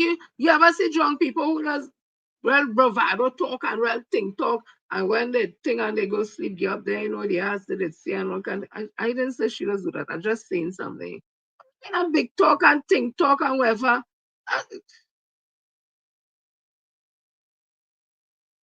Oh, yeah. This is where we are. All I will say and keep saying again, despite who have a problem with it, this is my opinion. Me ain't forcing nobody to think like me. Me ain't forcing nobody to support nobody who I supporting. I not on that. I bring in the information, I bring in the receipts, and I rest in them there. People free to make the choice. I'm saying again. When you look in context of who it is running this country and the kind of things happening, every day, hundreds of workers going on the breadline every single day. It's still early. I think until the end of the year, we'll start to feel the real effects of these things. Compare that to when the PNM was in office and tell me if only made the right decision to go with some code is yellow or don't vote, or follow people from the PNM who tell only don't vote. Tell me if only thought only made the best decision then. And if a PNM was in office, if we'd be having these type of problems. Ask yourself that honestly. Ask yourself, PNM is in this situation now with 13 men and women. 2 women and 11 men. Yes. Ask yourself, in that picture I painted where the UNC have we know, that this PNM here, in opposition now, with the leader that the PNM has, if only honestly believe that the opposition leader of the PNM now could take this party to a state and a place where you can win the 2030 general election. I want all to be honest. I know it are people who love her. You're free to love her. That's not my business. Who feel she did a long time and she deserve it. That is all. I'm not interested in that. Who feel is that should be a black party and whatever. Me ain't interested in all that right now. I'm asking a question. Ask yourself and truthfully. You could put it on the chat after we come off, whatever it is. Truthfully within yourself. Put aside she's a nice lady. She take us, she recently waka and she good like that. I can't hold no waka, it might run away with me. So I said, hey girlfriend, you're not easy. I see her thing in coconut, making bake thing in ta. I see all that dancing carry with the steak and it's nice. I see her even trying to sing the anthem and then a calypso. And, okay, nothing is wrong with that. I'm speaking of political ability. To be able to speak publicly with conviction on any topic that will raise a fire in your belly to make you say yes. Tell me if this PNM, people might say, well, it's just a couple of months now. How long all you wanted to take before the PNM is ready? In the face of all the things that are happening with the UNC, it's now going in 5 months. Happening. How long are we to wait for this PNM with this political leader to come up to power? So are we training? Is she's in training process right now? How long will the training continue? Who is training her? Who is the strategist? We want to know. Let me not say we because some people are talking on myself. I just asked, all they don't want to know, where's the strategy? They may be able to tell you, but you're not able to see something. You all don't want to know she's been trained. Are you all comfortable with the way she speaks publicly, the way she puts her thought together, how she shows her presence on stage? Do you feel a fire in you to say, yes, we back on track, we going? And do you feel that? Or do you feel let down and disappointed, but you're so ashamed? Or you just want to, is a word, I'm not trying to insult anybody, but go along with the thing because we done so already. I am not from the school what we go do, and I'm not from the school and let me go along to get along. I'm not from those schools at all, right? I believe in being proactive. So if you're from that school at all, well, then you might say, well, what we could do, it done so. Let me see now, she could probably get better. And what we could do, and you see that? If that is where you space you're at, you might want to answer my question truthfully. For those who really want to see the PNM back on track, to take back this country, take out of this insanity and madness that's happening here, do you think that Mrs. Penelope Becker is the honorable political leader and opposition leader Trinidad and Tobago is the one who can take this country or this political party, the PNM, into victory. I'm not talking about local government election and THA election. I'm talking about general election 2030. Do you all really feel that she can do it? And if all you honestly feel so, me personally going to say, God help us all. But that is all your choice. Me personally saying she can't. And I wish she could sit in a quiet moment and realize that and make some adjustments to suit. She will have to treat with that. I know that is not my area. I'm going to give no advice. But I'm saying I do not believe, and she's a nice lady. I have nothing against her. But me ain't talking about personality. I'm talking about politically getting the pain and ways to go. Because I don't want no friend as no political leader and opposition. You don't have to be my friend. I want you to do the job. That is what I'm interested in. Ain't no friend thing with me and she's nice. That is for those things. It's just like when you have a complaint and a grievance, you tell me, well, because the person ain't talk to me, I can't do my work. That is complaint, like personal thing. I want to know the person ain't talking to, is it because the person they want to give you instruction when the day come on because they're not talking to you, not able to do your job, whatever. That's how I treat this thing. So I don't want to hear nice lady and all that. That we know that. Give me something I could talk about. Nobody has sent me nothing. Give me what she has done in all the ministries that she has been in. Give me something that she would have done while she was at the UN. Give me something she would have done when she was in local government. Give me something she has done when she has been all those years in the PNM, all those years in Women's League. Give me something so I could come here and hold and say, hey, you see this book here? This book here. See this book here? This is the 50th anniversary of the Women's League Reflection. I see Miss Auntie Joan spoken in this one spoke. I saw pictures of Miss Fancy Deckers just in the crowd, normal crowd, as a film riding, whatever, nothing. Tell me something. And you all have done so much months now, or they didn't give me nothing. So I'm saying there's nothing there. So let me see all who here, but let me call out my peeps who I think may be on Facebook, because I ain't going on there now, wherever I call their names there. Whether already or not, I know they'll be listening. Somehow somebody will tell you, they go do the rerun, whatever, you go hear your name called. So I'm going again. So Dean is reading. Kern is Kern boy, Lord Thomas Farrell, Rosalind Norton O'Geese, Diamond Trini, Jewel Myrtle, Joseph Tessa, Graham, Cynthia Jackson, Denise Common, Camilla Dean, Mary DeHare, Katia and Raymond Felicia, Elise Alexander, Joyce, Margaret, Angela, Margaret Davison, Yvette, Angela, Ginger, Lorna, Sarah, Emmeline, Christopher, Erica, Kate, Charles, Anne, Ophelia, Andrew, Ellison, Helen Russell House from Pleasantville, Roxanne McGill, Helen, Melka, Balti, Hadara, Ruthven, Dr. Lloyd Straight, I have a doctor all up in here, you know. Hey.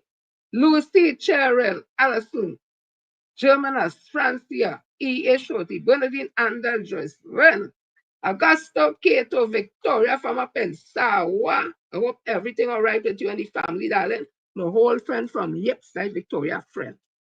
Me ain't guess she name it. I just actually know my friend from Yips. And McDonald. So everybody there that I call and all those who may be on and I get a call in name. Let me see all the across and bounce up because it have meeting tonight. It have PNM meeting tonight. I think Diego Martin or somewhere. I want all it to say. I keep all the here and all get to hear all the political leader and lele. All right. Let me see all here. Let me see if I can read some quick comments. So I'm seeing Patty Jones 21:5. What is that? This woman speak with a somewhat English accent. You hear nothing yet. Miriam, the US poison it. Oh God, oh. Not me now. All them put me in no lele. I don't know what they're talking about.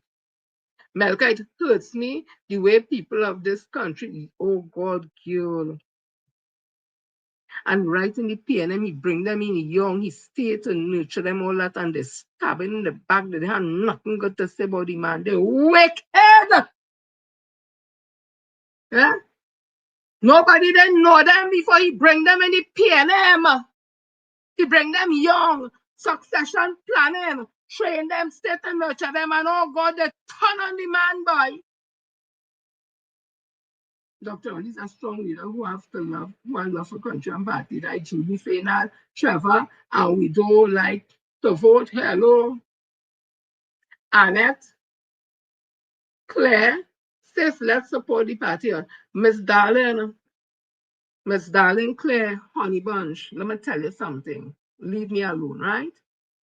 If you want to support the party and the state to the political leader, you're fine to do that. I never say I'm not supporting the party. I said I don't have confidence, or it doesn't listen, or it does just hear. Because listening, you have to pay attention. When you hear it's physiological, we hear all kind of things, right? I'm not trying to embarrass, I'm just saying something. You're not hearing, in fact, you're hearing, not just not listening. I never said I don't support the People's National Movement. I do not support the political leader because I do not think she could take the party to the next level. Why are you not understanding that? So don't tell me, let we support the party. I never said I'm not supporting the party. I don't support the political leader, like one person. And then she has, as the deputy political leader, Mr. Jennifer Baptiste Primers. And I'm not talking about her labor issues. I'm a girl in there. Politics, I don't like she politics. What she could bring as a political leader to the PNM, as a deputy political leader, what young people and conmen. Well, nobody like conmen, but he was a good finance minister. You can't doubt that tank. We want nothing with he. Nothing. But people don't like conmen, but who conmen could bring to the PNM as a deputy political leader? Who? In the state of the PNM, come now, man, be real. Come now, man. Dr. Buru, well, yeah, young, whatever, but people say, but he know come whatever, but me ain't getting in that young. Come now, I ain't supporting. No, I'm not. So Marley, Trevor, everyone is a lie. There is no war on drugs or guns. Boy, David, Sasa, oh God, me know Sasa put in, Sosa like they talk in Spanish.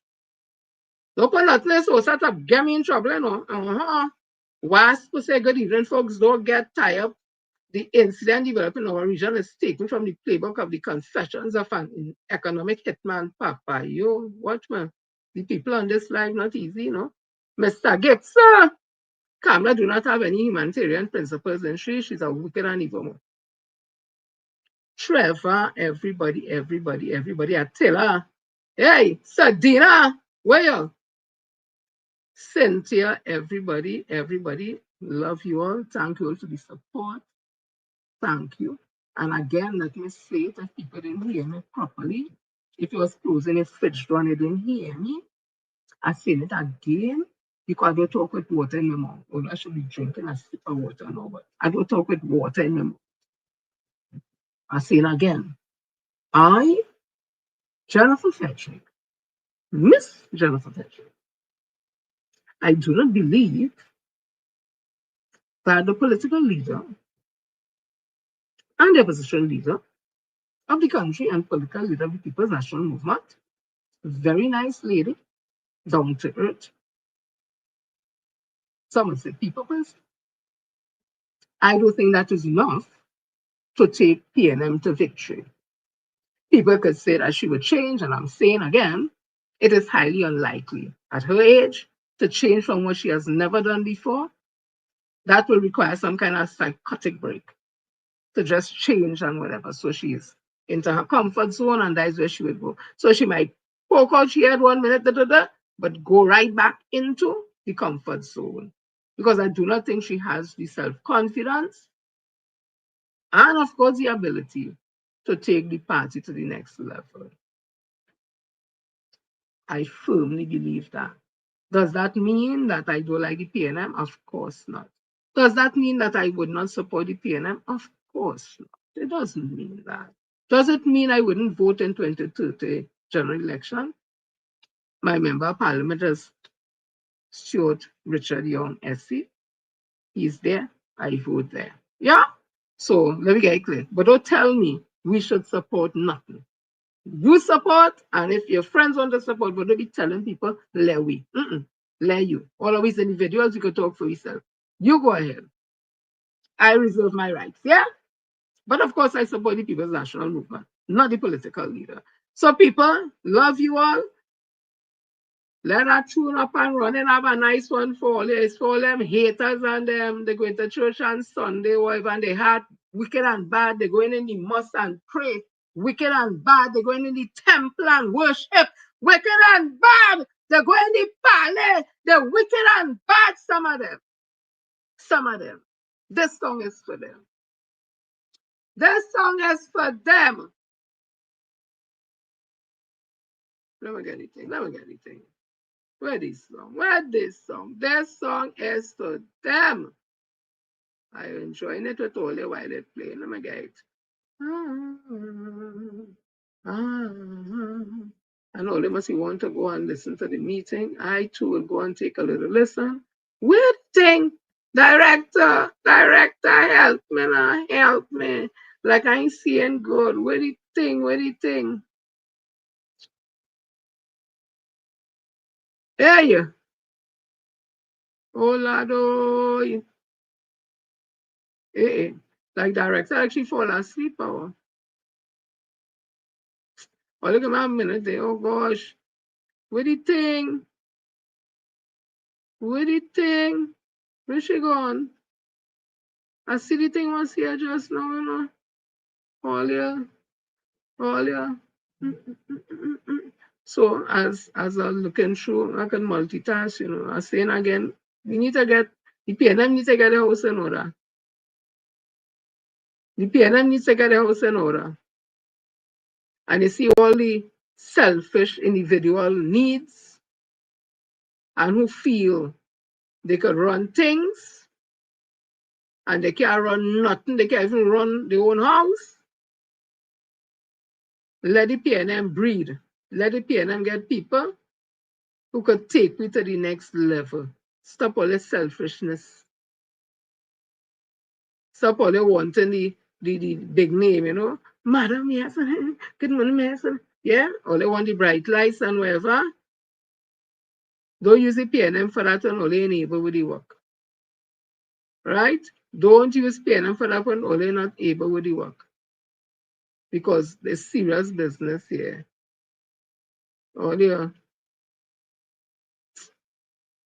Listen to this before they go while I go and call director to tell she to load up that song for me. Listen to this. This is important. Very important. Very, very important. Give me 1 minute. Lord Father. Right. I want all you to listen to this. It's important. Listen.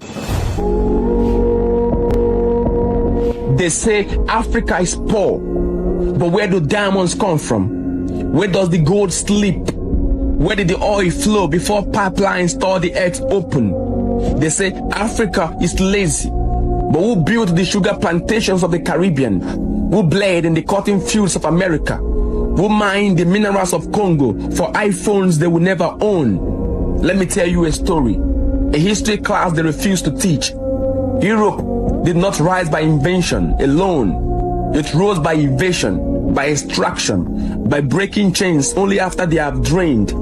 Britain abolished slavery and paid the slave owners 20 million pounds. The enslaved got freedom, the enslavers got fortune.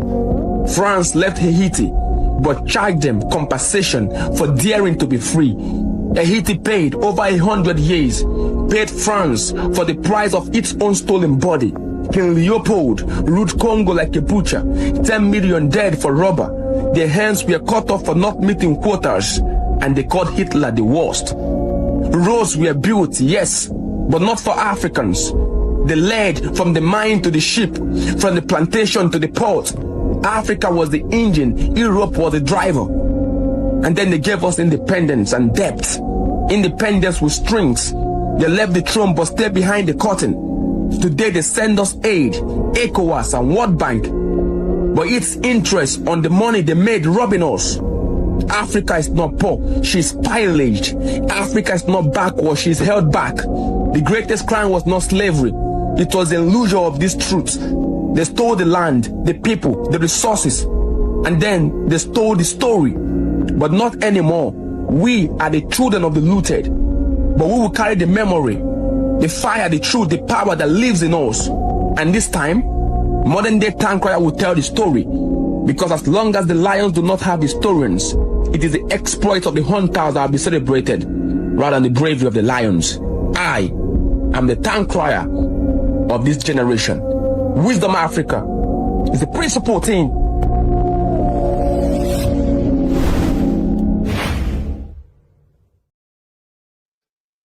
Truer words haven't been spoken. Yeah? Africa is not poor. So as I can't get mommy, old people used to say they can't get mommy, you play daddy. So I'm going to play a Bobby here. Okay, I get it. Enjoy this, people.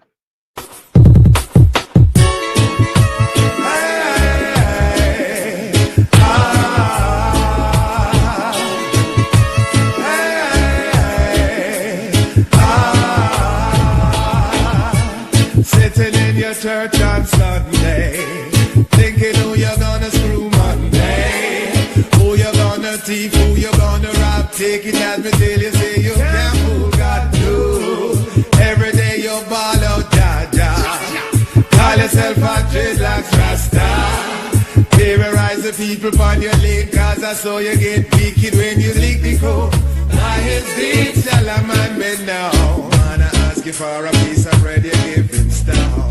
Why is this shall a man be known? Not tear up your head and worship Babylon throne. Why is this shall a man be known? Straighten up your liberty and don't bow down. Why is this shall a man be known?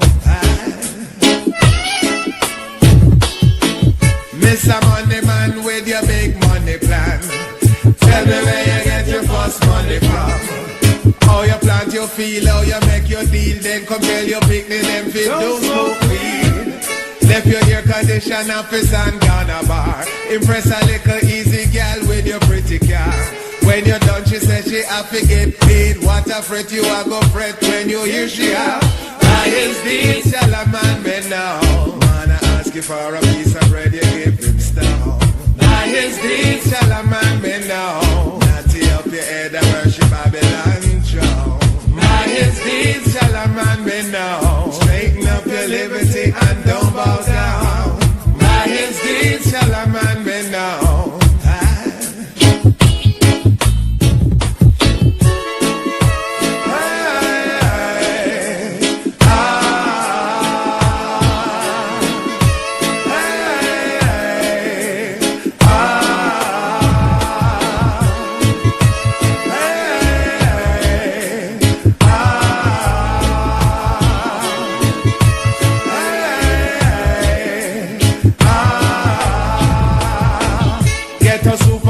What a way you reach far.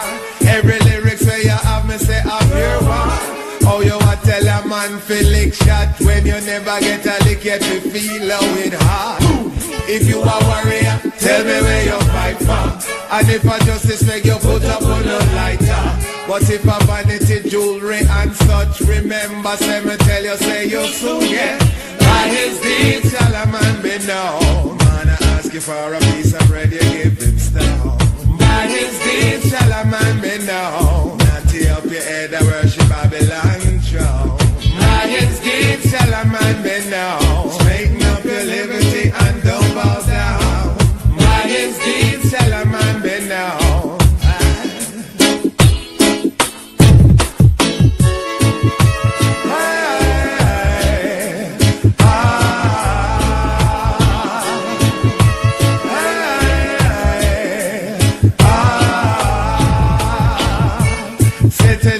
Church on Sunday, thinking who you're gonna screw Monday, who you're gonna thief, who you're gonna rob. Take it as me till you say you can't fool God do. Every day you ball out, Jaja. Call yourself a dreadlocks Rasta.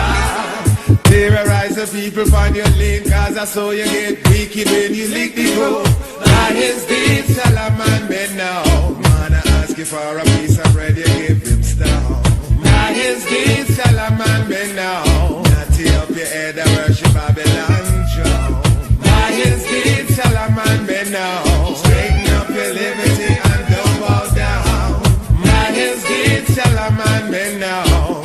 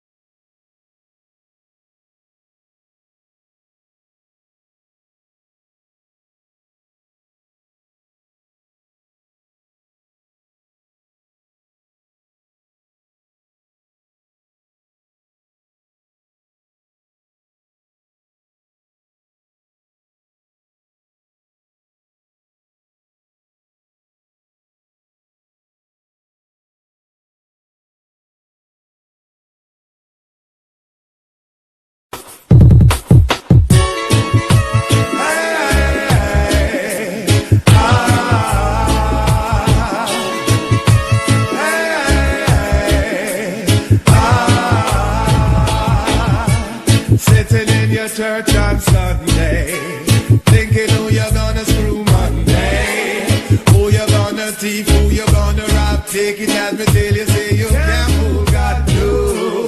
Every day you ball out, Jaja. Call yourself a dreadlocks Rasta. Terrorize the people upon your lane, cause I saw you get wicked when you lick the crow. By his deeds shall a man bend down. Man, I ask you for a piece of bread, you give him stone. By his deeds shall a man bend down. Not tear up your head and worship Babylon throne. By his deeds shall a man bend down. Straighten up your liberty and don't bow down. By his deeds shall a man bend down. Mr. Money Man with your big money plan, tell me where you get your first money from. How you plant your field, how you make your deal, then come tell your picnic them feel don't smoke weed. Left your air condition office and gone a bar. Impress a little easy girl with your pretty car. When you're done, she says she have to get paid. What a fret you a go fret when you hear she have. By his deeds shall a man bend down. Man, I ask you for a piece of bread, you give him stone. By his deeds shall a man bend down. Not tear up your head and worship Babylon throne. By his deeds shall a man bend down. Straighten up your liberty and don't bow down. By his deeds shall a man bend down.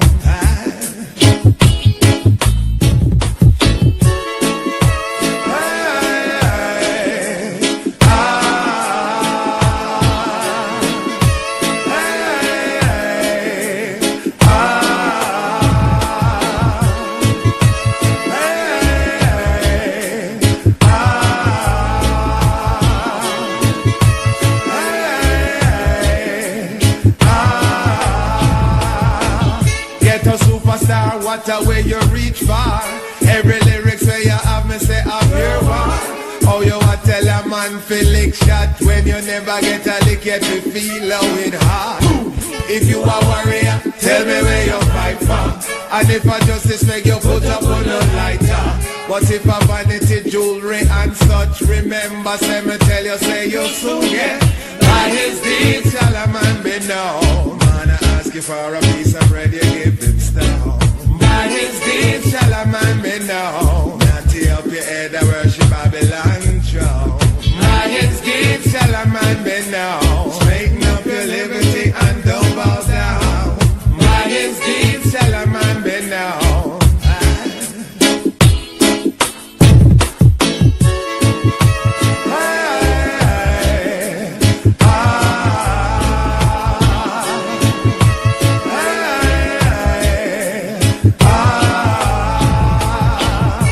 Sitting in your church on Sunday, thinking who you're gonna screw Monday, who you're gonna thief, who you're gonna rob. Take it as me tell you, say you can't fool God too. Every day you ball out, Jaja. Call yourself a dreadlocks Rasta. Terrorize the people upon your lane, cause I saw you get wicked when you lick the crow. By his deeds shall a man be known. Man I ask you for a piece of bread, you give him stone. By his deeds shall a man be known. Not tear up your head and worship Babylon throne. By his deeds shall a man be known. Straighten up your liberty and don't bow down. By his deeds shall a man be known.